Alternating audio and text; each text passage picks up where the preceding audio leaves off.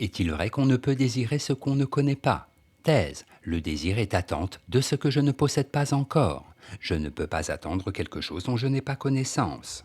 Antithèse. Tout comme l'imagination, le désir est cette force qui permet à l'homme de repousser les frontières du connaissable. Thèse. On ne peut désirer ce qu'on ne connaît pas. En effet, il n'existe pas de désir vide. Cela signifie que tout désir a un objet. Ce que je ne connais pas est ce qui échappe totalement à ma conscience. Il m'est impossible de désirer une chose qui n'a aucune existence. Premier argument, l'inconnaissable ne peut pas être désirable. Ainsi que l'écrit Simone de Beauvoir, dans Pour une morale de l'ambiguïté, c'est le désir qui crée le désirable et le projet qui pose la fin. Pour qu'il y ait du désirable, qu'il y ait un projet visant une fin, il faut que ce vers quoi tend mon désir me soit connu.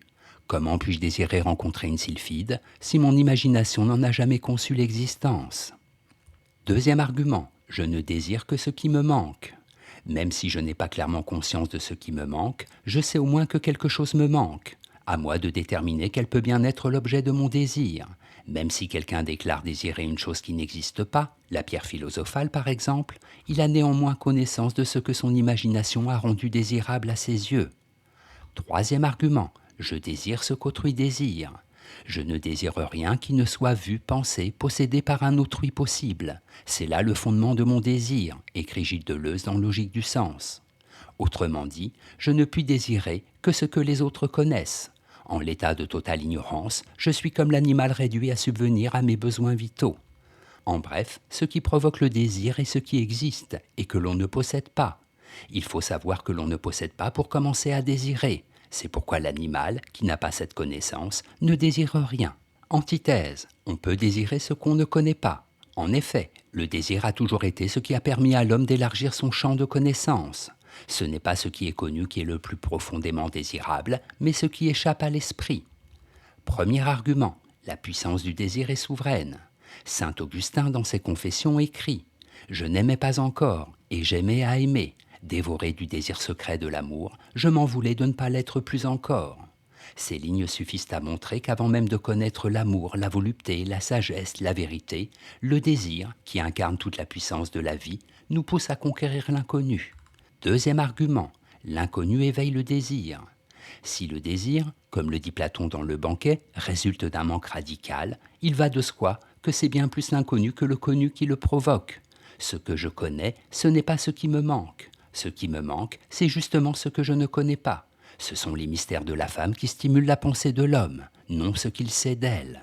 Troisième argument, l'homme peut plus qu'il ne sait. Si l'homme n'avait désiré que ce qu'il connaît, il n'aurait jamais eu l'idée de franchir les mers, les montagnes et de s'aventurer dans l'espace.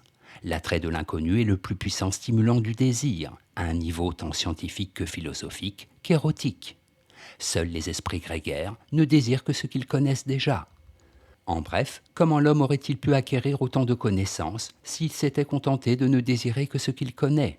C'est sa fascination pour l'inconnu qui l'a conduit à conquérir le monde. Synthèse. Deleuze a certes raison de dire que ce qui éveille mon désir, c'est le désir d'autrui. Quel est l'homme qui le premier a désiré? Voilà une énigme fondamentale. D'un côté, il est vrai que pour éprouver le désir de faire de la plongée sous-marine, il faut bien qu'un autre que moi m'en ait donné l'envie. D'un autre côté, le désir, en tant que force vitale, est assez fort pour conduire l'homme à toujours dépasser les limites de la connaissance. Il faut en conclure que l'humanité constitue un tout. Chaque être qui la compose ne désire que ce qu'autrui désire. Mais, à bien y réfléchir, le désir d'avancer dans la connaissance conduit des Einstein, des Freud, à partir à la conquête de l'inconnu. Maintenant, il est vrai que si les grands découvreurs sont partis conquérir des terres nouvelles, c'est parce qu'ils désiraient faire comme leurs prédécesseurs. Note et commentaire. On ne désire pas ce qu'on ne connaît pas. Traduction de Ignoti nulla cupido, tiré de l'art d'aimer d'Ovide. Sylphide, féminin de sylphe. Un sylphe, du latin sylphus, génie, et dans la mythologie celte et germanique, le génie de l'air. Citation. Le sujet désire l'objet parce que le rival lui-même le désire. En désirant tel ou tel objet, le rival le désigne au sujet comme désirable. Le rival est le modèle du sujet, non pas tant sur le plan superficiel des façons d'être, des idées, etc., que sur le plan plus essentiel du désir. René Girard, La violence et le sacré.